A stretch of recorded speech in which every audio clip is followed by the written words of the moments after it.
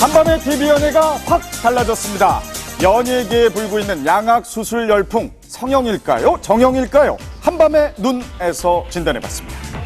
주부들의 대통령, 탤런트 지창욱 씨의 스타 브랜드 파워를 높이기 위해 최고 전문가들이 뭉쳤습니다.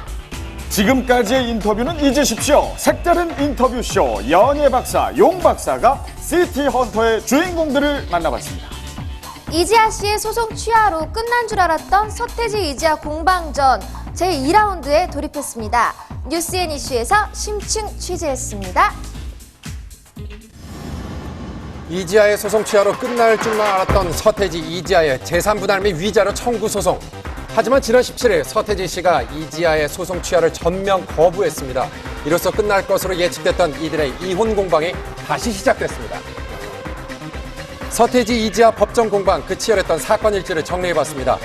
서태지 이지아는 97년 10월 12일 결혼 후 2006년 8월 9일 이혼한 것으로 알려졌죠. 그 후 이지아는 지난 1월 19일 서울 가정법원에 서태지를 상대로 재산 분할 및 위자료 청구 소장을 접수했습니다. 그 후 서태지 씨 역시 대리인을 내세워 맞대응을 했는데요. 두 번에 걸친 재판 기일 이후 바로 4월 19일 두 사람의 이혼 사실이 세상에 알려졌습니다. 결혼 사실도 몰랐던 팬들에게 이혼 소식이 먼저 알려진 충격적인 사건이었습니다. 맨 처음에는 좀 믿어지지 않는 사실이어서 저희도 반신반의하면서 취재를 했고 최종 확인이 되어서 기사를 쓰게 된 거죠. 사건이 알려진 후 팬들은 물론 일반 국민들까지 두 사람이 어떤 입장인지 매우 궁금해했지만 두 사람은 한동안 입을 열지 않았는데요. 4월 30일 서태지 씨가 홈페이지를 통해 자신의 심경을 고백했습니다. 그리고 바로 다음 날 이지아 씨는 소송을 취하했는데요. 그리고 약속이라도 한 듯 이지아 씨도 본인의 홈페이지를 통해 자신의 입장을 밝혔습니다. 두 사람의 심경을 담은 전문입니다. 은퇴 후 힘겹게 얻은 최소한의 보금자리와 처음으로 누려보는 평범한 일상을 보호받고 싶었습니다. 일반적으로는 이해할 수 없는 생활을 해야 했던 이유는 아무에게도 모습을 보이고 싶지 않다던 그 사람의 뜻을 존중하고 따랐던 것이었습니다. 그러나 불행히도 그런 생활은 그리 오래가지 못했고 2000년 이후 상대방과 헤어지는 수순을 밟으면서 한국으로 돌아와 다시 가수 서태지로 활동을 시작했습니다.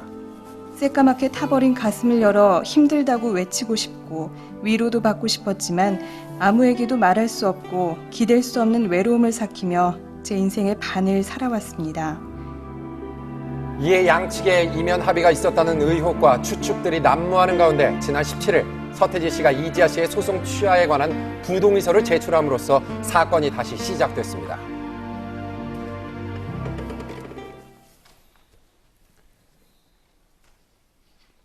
자, 많은 분들이 일단락 되는 걸로 알고 있었는데요. 지금도 이해가 좀 가지 않는 게 소송을 제기했던 이지아 씨가 소송을 취하하면 끝나는 거 아니었나요? 이 소를 제기한 측이 취하를 할 경우 이 상대방이 2주 안에 이의를 제기하지 않으면 사건이 종결이 됩니다. 하지만 서태지 씨는 소취하 부동의서를 제출했습니다.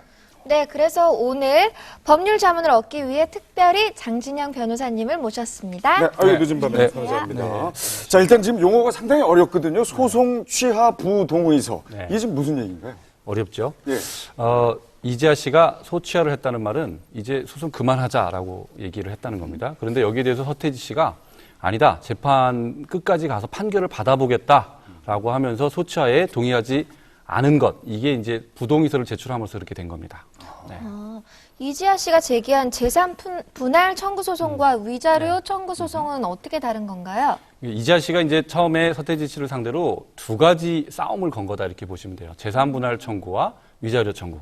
그런데 위자료 청구 소송의 경우에는 아까 말씀드린 대로 상대방이 동의하지 않으면 재판이 종결되지 않고 끝까지 갑니다. 그런데 재산 분할 청구 소송은 이게 소취하를 하면 상대방이 동의를 하지 않든 하든 바로 종결이 됩니다. 이게 이제 전문 용어로 이 비송 절차를 따른다. 이 재산 분할 청구의 경우에 비송 절차를 따르게 되고 위자료 청구소송은 소송 절차를 따르게 된다. 이렇게 차이가 있기 때문입니다. 어렵죠. 변호사인 저한테도 어렵습니다. 듣고도 지금 뭐 헷갈리는데 쉽게 얘기해서 예. 재산 분할 청구 소송은 자동으로 종결이 됐고 네. 위자료 청구 소송이 양측 합의가 아직 안 이루어졌기 때문에 안 끝났다. 그렇습니다. 지금 살아남은 것은 위자료 청구 소송이다. 이렇게 정리하시면 되겠습니다. 네, 그렇습니다. 다 끝난 줄 알았던 사건을 왜 서태지 씨가 다시 쟁점화를 시켰을까요? 많은